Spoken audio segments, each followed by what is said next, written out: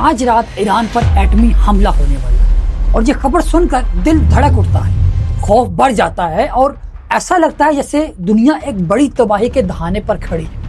لیکن حقیقت کیا ہے؟ سچ تو یہ ہے کہ یہ صرف ایک متھ ہے، ایک ایسا خوف جو بار بار پھیلانے کی کوشش کی جا رہی ہے، مگر حقیقت میں ایسا ہونا آلموسٹ امپاسبل ہے۔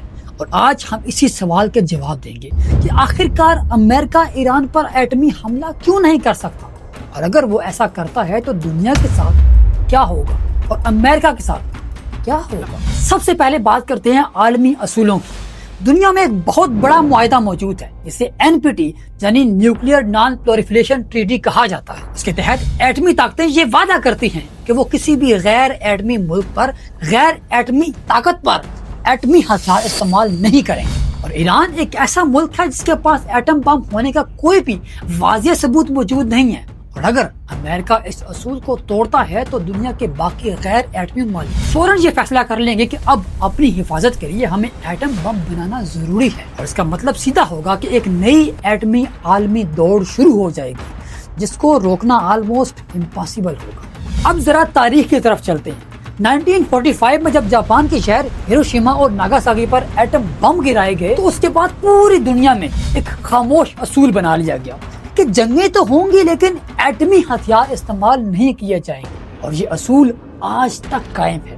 اور اگر امریکہ ایران پر حملہ کرتا ہے، ایٹمی حملہ کرتا ہے، تو یہ اصول ہمیشہ کے لیے ٹوٹ جائے گا، اور پھر دنیا کا کوئی بھی ملک کسی بھی جنگ میں ایٹمی ہتھیار استعمال کرنے سے نہیں رکے گا۔ اور اب ایک اور اہم حقیقت کہ کیا ایٹمی حملہ ایران کو ہمیشہ کے لیے ختم کر سکتا ہے؟ اور جواب ہے بالکل بھی نہیں، کیونکہ ایران نے اپنی فوجی طاقت، میزائل سسٹم اور اہم تنصیبات زمین کے نیچے گہری سرنگوں میں چھپا رکھی۔ اس کا مطلب یہ ہے کہ ایک یا دو ایٹم بم ایران کو مکمل طور پر ختم نہیں کر سکتے، ایران کی طاقت کو مکمل ختم نہیں کر سکتے، ایران کو کمزور نہیں کر سکتے۔ یعنی امریکہ کے لیے یہ حملہ نہ صرف خطرناک ہوگا بلکہ بے فائدہ، بے معنی ہوگا، کیونکہ جنگ جیتنا پھر بھی ممکن نہیں ہوگا۔ اور پھر آتی ہے انسانی قیمت۔ ایٹمی حملہ صرف فوجی ٹارگٹ کو نشانہ نہیں بناتا بلکہ چند ہی سیکنڈز میں لاکھوں عام شہریوں کو بھی مار دیتا، اور یہ ایک بہت بڑا وار کرائم ہوگا جس کے بعد یورپ، عرب ممالک اور حتیٰ کہ امریکہ کے اپنے اتحادی بھی اس سے دوری اختیار کر سکتے ہیں، اور اس پوری دنیا میں امریکہ تنہا پڑ سکتا ہے، اور اس کی عالمی حیثیت شدید متاثر بھی ہو سکتی ہے۔ لیکن سب سے خطرناک اثر ہے ریڈیشن۔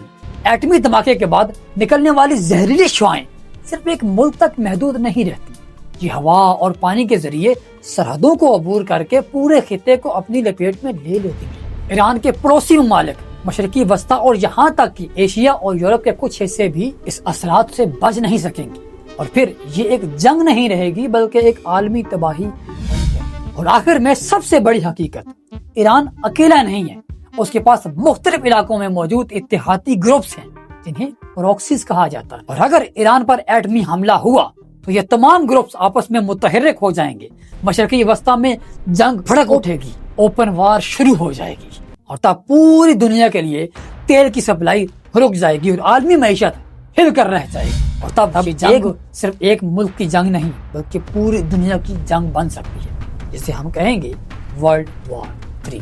تو پھر نتیجہ کیا نکلا؟